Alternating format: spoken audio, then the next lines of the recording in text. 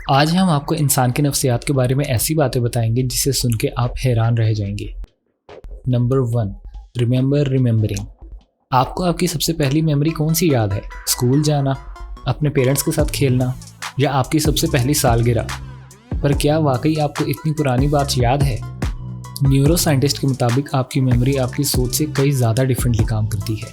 जब आप अपनी सबसे पहली याद को याद करने की कोशिश करते हैं तो बेसिकली आप टाइम में पीछे नहीं जाते, बल्कि आपका दिमाग सबसे पहली बात जो उसको याद होती है उसको याद करने की कोशिश कर रहा होता है।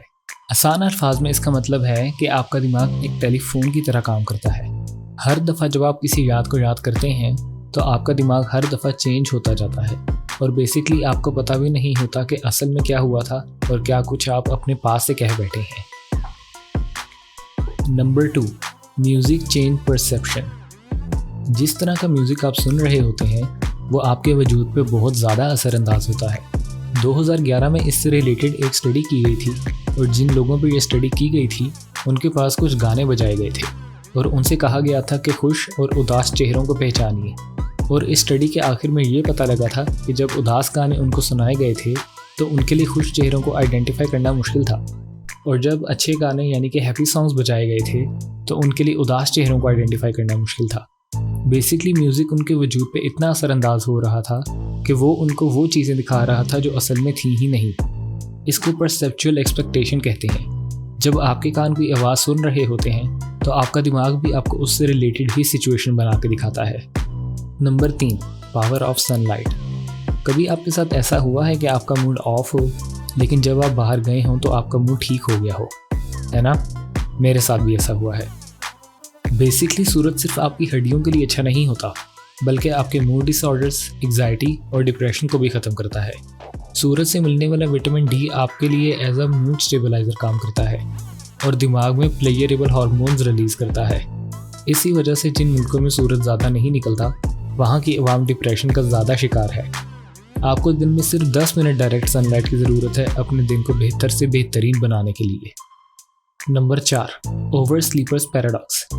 10 से 12 घंटे सोने के बाद आप कैसा महसूस करते हैं? आपने काफ़ी ज़्यादा टाइम अपने दिमाग को दिया है रिलैक्स करने के लिए, तो जाहिर है आपको अच्छा फील होना चाहिए, सुकून महसूस होना चाहिए, है ना? लेकिन नहीं, इस सब के बावजूद आप थकावट महसूस करते हैं और आपको ऐसे लगता है जैसे आपको मज़ीद सोने की ज़रूरत है क्योंकि आपकी नींद पूरी नहीं हुई। आए मैं बताता हूँ ऐसा क्यों होता है। दरअसल ऐसा इसलिए होता है क्योंकि बहुत ज़्यादा सोना भी ना सोने के बराबर ही है। ज़्यादा सो के आप अपने बायोलॉजिकल क्लॉक को डिस्टर्ब कर देते हैं। इसको आप ऐसे समझ लें, अगर आप उल्टी कलाबाजी खाएं और आप एक महदूद वक्त के अंदर अंदर सीधे ना हों तो आप गिर जाएंगे, और अगर हवा में ही बहुत ज़्यादा घूम जाएं तब भी आप गिर जाएंगे। आपको एक मखसूस वक्त में मखसूस एंगल जितना मुड़ना होता है ताकि आप ज़मीन पे खड़े रह के हवा में छलांग लगा के वापस अपने पैरों पे ही ज़मीन पे वापस आएँ। यही हिसाब आपके सोने का भी है। अगर आप कम सोएं तो भी आप थकावट और फटीग महसूस करेंगे, और अगर ज़्यादा सोएं तब भी आप ऐसा ही महसूस करेंगे। इसलिए स्पेसिफिक टाइम पे स्पेसिफिक नींद लेना ज़रूरी है। आइडियल सोने का टाइम इशा की नमाज से फजर की नमाज तक का है। Number 5, the Dunning Kruger effect. 1999 में 2 सोशल साइकोलॉजिस्ट ने अक्लमंद लोगों के बारे में एक चीज़ डिस्कवर की थी। अक्लमंद लोगों को लगता है कि वो बहुत स्मार्ट नहीं है, इनफैक्ट वो अपने आप को बिलो एवरेज कंसीडर करते हैं, और दूसरी तरफ लो इंटेलिजेंस वाले लोग इससे बिल्कुल बरअक्स सोचते हैं। वो अपने आप को बहुत अक्लमंद समझते हैं और उनको लगता है कि उनको सब कुछ पता है। इसको ऐसे समझ लें, अगर आप एक ड्राइंग बनाएं तो जब आप अपनी पहली ड्राइंग बनाएंगे तो वो आपको बिल्कुल परफेक्ट लगेगी, लेकिन जब आप मुसलसल ड्राइंग बनाते जाएंगे तो काफ़ी अरसे बाद जब आप अपनी पहली ड्राइंग को देखेंगे तो आपको पता लगेगा कि आप तो ड्राइंग करने के बारे में कुछ भी नहीं जानते, हालांकि आपकी रीसेंट ड्राइंग आपकी पहली ड्राइंग से बहुत ज़्यादा बेहतर होगी। इसी वजह से कम अक्लमंद लोगों को अपना आप बहुत ज़हीन लगता है। उनको इस चीज़ की खबर ही नहीं होती कि उनको कितना कम मालूम है।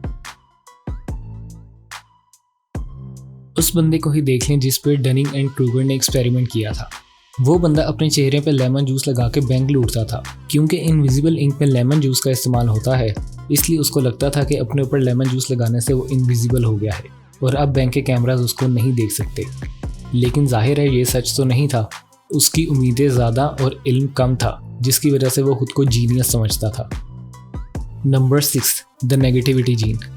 2013 में एक स्टडी की गई थी जिसके नतीजे में ये पता लगा था कि कुछ लोग चॉइस से नहीं बल्कि जेनेटिकली नेगेटिव होते हैं और हर चीज़ को नेगेटिव पर्सपेक्टिव से देखते हैं।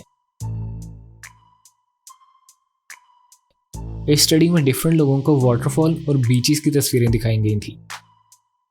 तो मेजॉरिटी ने इसको वेकेशन के नज़रिए से देखा था और खुश हुए थे, लेकिन जो लोग जेनेटिकली नेगेटिव थे उन्होंने इन तस्वीरों को खतरनाक और अलार्मिंग कहा था।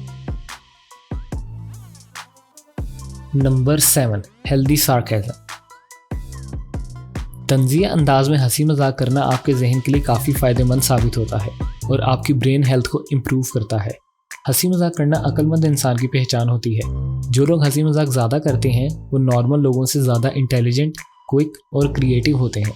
उनका तंज़िया हंसी मजाक करना शायद लोगों को पसंद ना आए, पर वो एक एवरेज इंसान से ज़्यादा ज़हीन होते हैं, क्योंकि इस अंदाज में हंसी मजाक करना और किसी भी सिचुएशन के ऊपर किसी की फीलिंग्स को हर्ट किए बगैर जोक मारना काफ़ी दिमाग वाला काम होता है। इसलिए उनकी थिंकिंग कैपेबिलिटी एक एवरेज बंदे से ज़्यादा होती है और वो एब्स्ट्रैक्ट कॉन्सेप्ट को बहुत अच्छे से समझ सकते हैं और कॉम्प्लेक्स प्रॉब्लम्स को बहुत अच्छे से सॉल्व कर लेते हैं। अगर आपको आज की वीडियो पसंद आई है तो वीडियो को लाइक और चैनल को ज़रूर सब्सक्राइब कीजिएगा।